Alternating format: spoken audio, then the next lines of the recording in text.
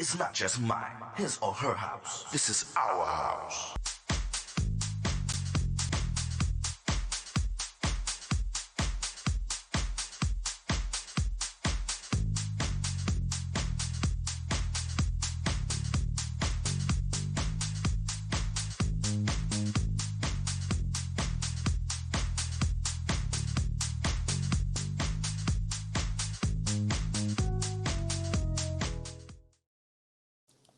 Hello, everyone. My name is Tyrone Lowe. Welcome to my show, The Legends.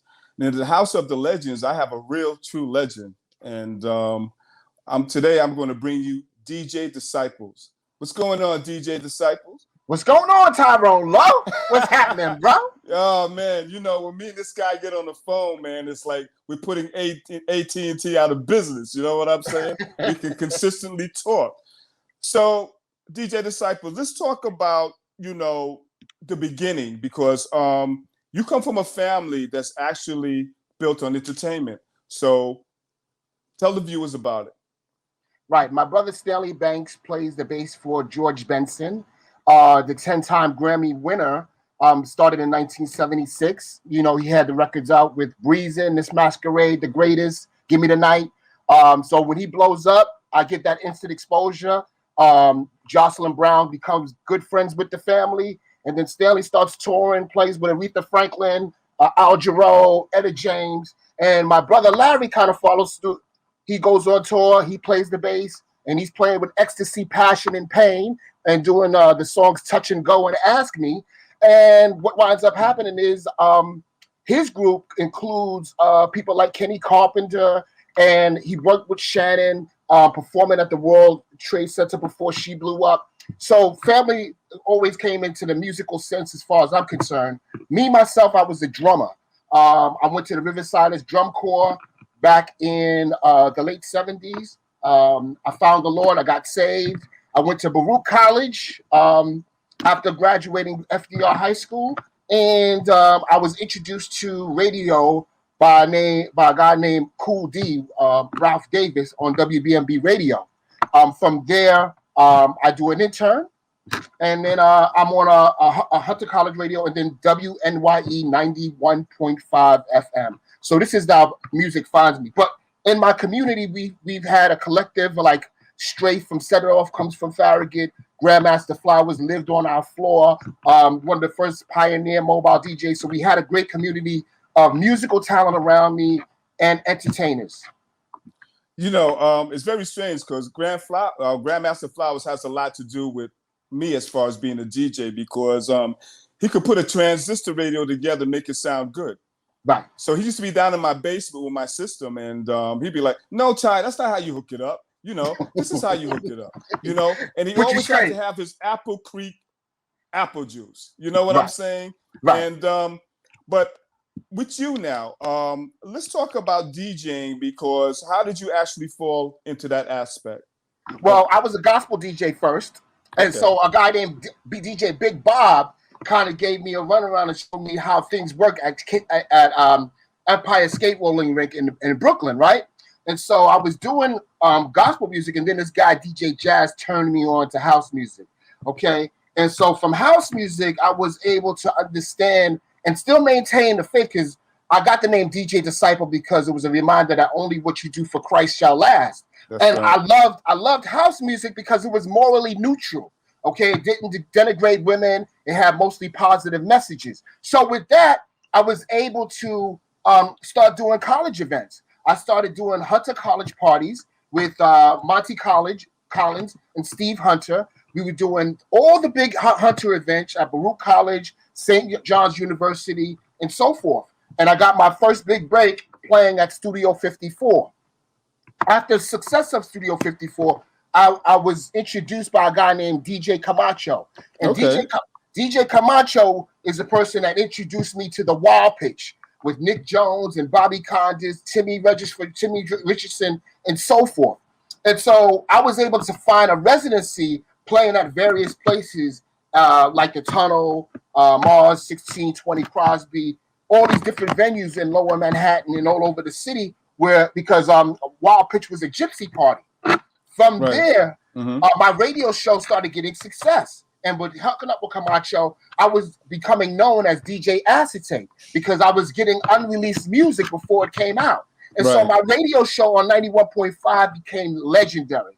And so what winds up happening is I go to The Choice and get an interview with Richard Vasquez.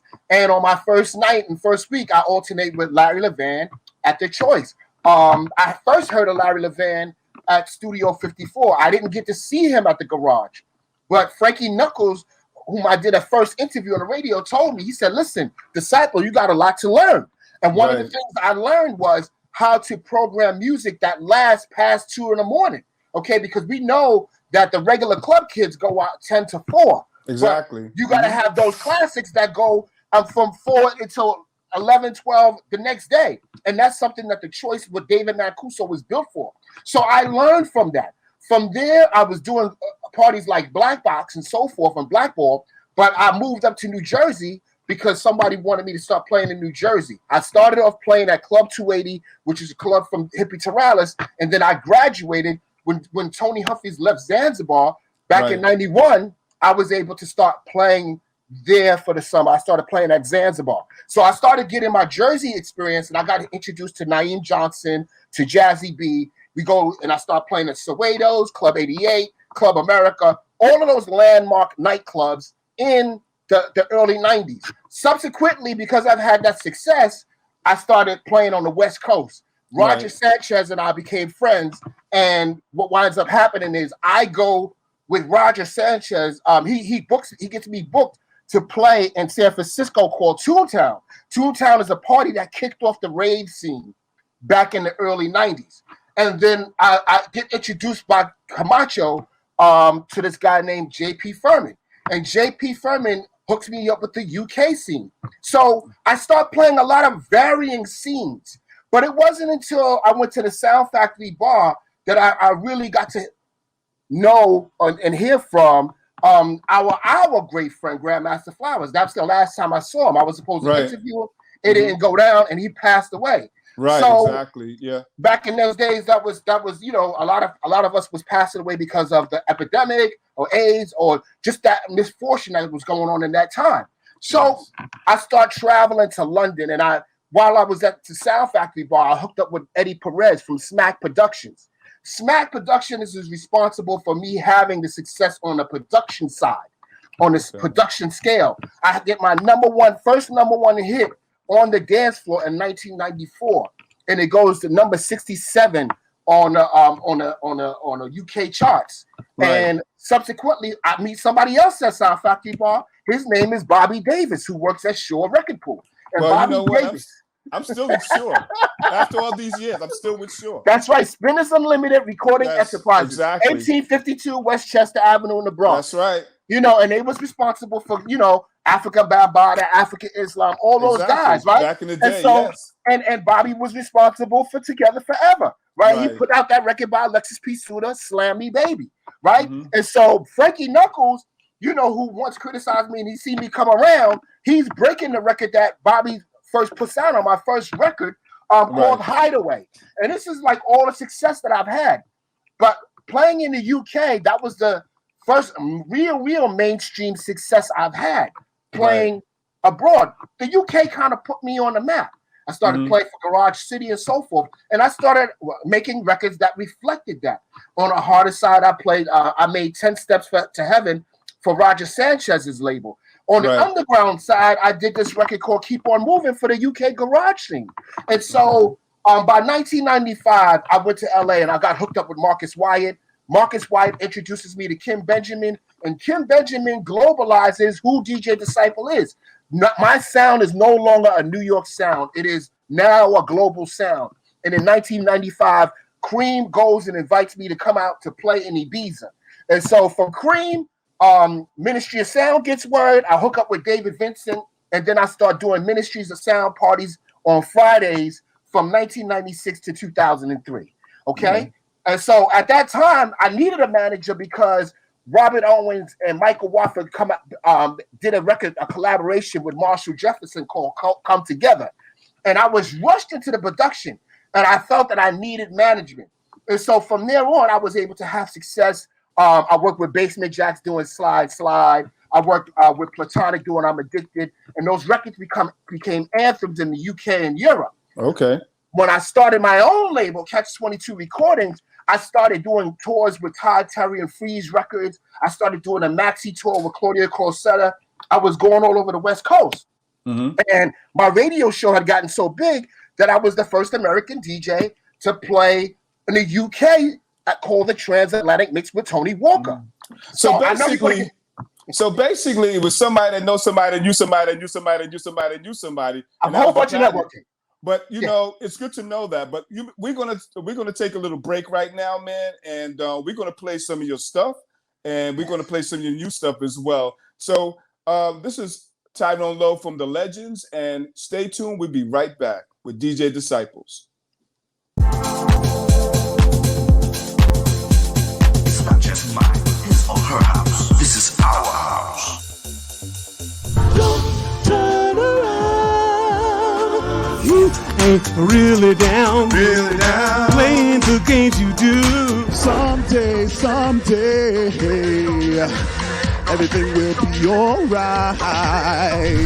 Yeah, that different people make the world go round. And it's all because of you, my dreams are coming true. That erases my rainy day. Right now, I don't care who's watching. For whatever the reason there might be.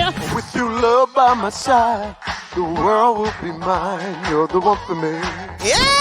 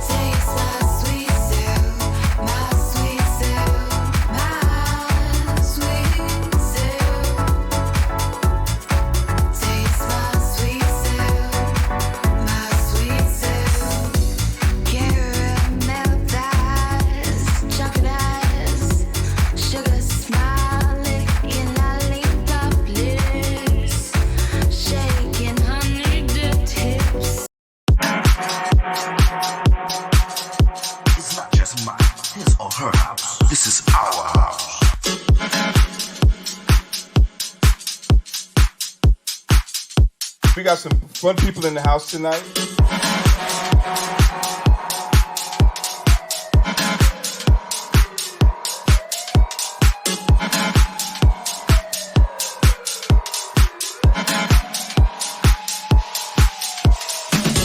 This is our house.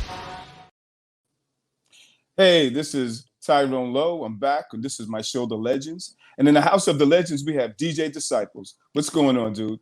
What's happening, Tyrone? You know, your story is quite amazing, man. And, you know, the transitions that you went through this industry is quite epic, man. through all this, who out of all these people that actually gave you these transitions, who influenced you the most? Because we all have that idol, So who was yours? My brother Larry Banks was my number one of my top influences, because my brother is going through. He's blind now and he's on dialysis, but he can write a song off the top of his head like it's nothing on that side of it. So I'm really, really grateful to have my brother Larry Banks. I love all my brothers, Sherman, Stanley. Sherman, because he was the first civil rights leader in the family for construction workers that wasn't getting fair practices back in the 70s when it was really hard for Black construction workers to work. But on a musical side, Stanley left a big standard because of all the people he's played with, all the success that he's had. He was a lot to live up to. So I was definitely inspired by the family that helped me gravitate. And also just living through the word of God and having those inspirational people, because God works through people. And so he used people in my life to help me find the purpose that I need for my life. That's a very good point of you having an inspirational side of you, man, because we all need that, man, especially in these days of times, man. And we truly, through that, we never really forget where we came from, and we really look up to where we're actually going. Through your episodes that you're actually going through right now, let's talk about your new track. How did you actually come about it, and what are you expressing through it, and how's it doing? Well, I'm around on Craigslist when we did My Sweet Self, and she's a singer that's from the West Coast, and I've been working virtually with the studio in the UK, and I do a lot of my production work there because it was hard for people to go out there in COVID, so you had to work, virtually. Mm-hmm. And I was able to come up with a sweet track, which she was able to do great vocals to, and we collaborated with there. But for the most part, the album that I have that's out today, right today, and y'all go ahead and get that album too now. Yeah, it's called Catch 22 Selections, and it's out today, and it features the talents of Doug Gomez, DeMarcus Lewis, Mijangos, some of the track source superstars that have had #1 hits. Working with them collectively, because what I wanted to do was put out 2 releases a month after 5 months, and then put out an album, because we know that the lifespan of a track doesn't really last long in the digital world. Mm-hmm. So what you do you don't have to put everything in retcon, but you do salvage the good pieces, you put it out and you present it as an album. And so that's what I've been able to do successfully. I put out 3 albums during this pandemic, because we know that music is a healing force. And if you use it in a positive light, it can touch so many people. And so I just wanted to ingest positive messages for people that still love the music and want to escape all the things that have been had a negative impact in their lives. Yesterday, I was blown away. I had to call you up. Harmony. I'm like, I was importing some new tracks. I get a lot of stuff too, man. And I get a lot of your stuff as well, because you put out a lot of stuff. And then I heard Harmony yesterday, and I'm like, you know what? I got to call this guy and give him some feedback about it, and stuff, man. Very inspiring. I love the track, man. And I know you put out more than 1 mix. Only 2 mixes really influenced me. I told you that yesterday. Yes. And so what is DJ Disciple doing these days, and what he's going to be doing beyond, that you actually want to tell the viewers that, you have any things that might be coming up, events? Because things are starting to blow over a little bit now. So what's going on? All right. For the last few years, I've been working on my book. So the book should hopefully be out this year, that I'm working with a fellow named Henry Kronk. So we got the book coming out. I start doing my Feel Real residency in New York. I don't know. After 1998, I never stopped working in New York. I've worked on a bottle service scene, and then in 2006, I worked in the New York underground scene again.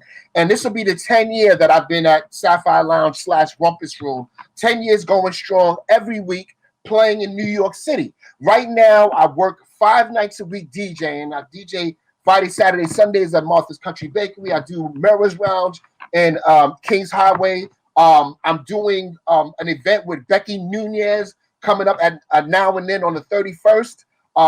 The 16th, I'm with Conrad Rochester of July, 16th of July. I'm with Conrad Rochester at Von King Park. I've been asked by Ray Vasquez to play with him on August 14th in Coney Island. Matter of fact, Ray's out there today. You know that, right? That's right. So with Kenny Carpenter. I mean, the reason why I can't get as much gigs and travel because I'm a full-time dad, 100%. I have my daughter full-time, and I take care of her. She's been the blessing of my life. And so I love this moment of just being a full-time dad and still being able to provide for her through music, writing music, making music, and DJing in the love of music. That's real cool, man. I have a daughter too. I know what it is to be a full-time. I'm a full-time dad, granddad, and great-granddad. So I know exactly what you're saying. Through your journey, there's a lot of guys out there that's coming out and that's doing production, DJing, artists, like that. What can you actually suggest to them, to keep them, on top of their game? Give them some suggestions where they would feel that they have some type of fortune in the industry. Well, number one, have a collaborative spirit, okay? Be willing to collaborate and take chances. Don't worry about what the mold is. When you're in the game, try to break the mold. Don't try to be like somebody else. Be like who you want to be and have a collaborative spirit while doing it. And don't get frustrated when sometimes, your record is out digitally and it doesn't perform. There's things that you have to do to promote yourself via social media because we live in a world that, it's no longer this money's the root of all evil. Now attention has become the root of all evil. But you still have to have a purpose to stay focused on what your purpose is when you do this music thing. Be committed to it and stay on point with it. But having a collaborative spirit, I think, has helped me in my career, and I think it's helped so many others. I'm very much inspired by you. I've been in the music game for a long time. I started like in Brooklyn, Club Ecstasy. Right. If you was a Brooklyn DJ, you ain't playing Club Ecstasy, man. I don't know what to tell you because a lot of guys came from there, And so as far as artists right now, who's hot right now for you? I mean, what artist is really spanking it right now in your eyes that you would actually like to work with, if you can? Well, I mean, as far as new artists, we see that what music has been regulated to because we're in different worlds now, right? Right. We see what the trap world has to offer. We see what the R&B world has got to offer, and globally, there's still things there. But I think that we're in a switch mode because we're coming out of the pandemic.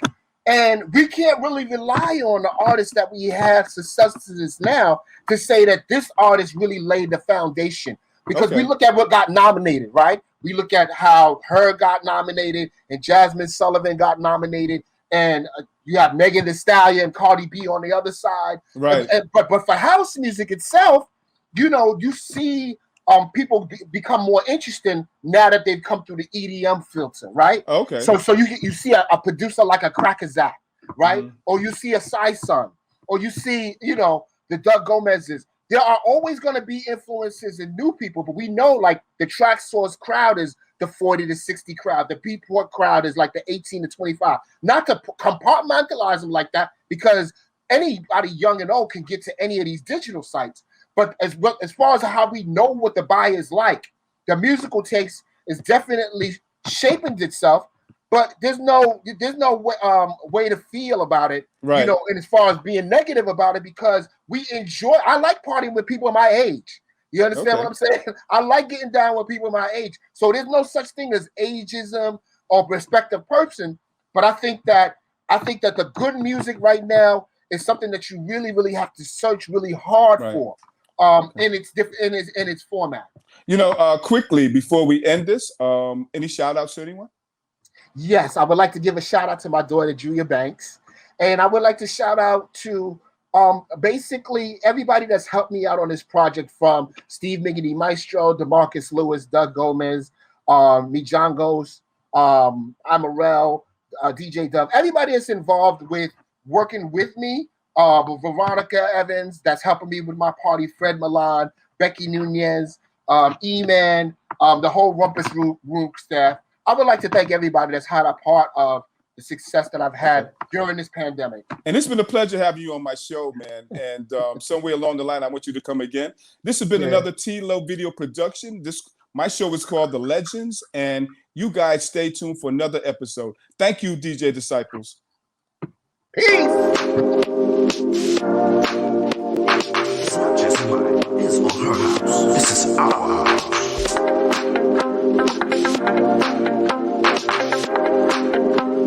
We got some fun people in the house tonight.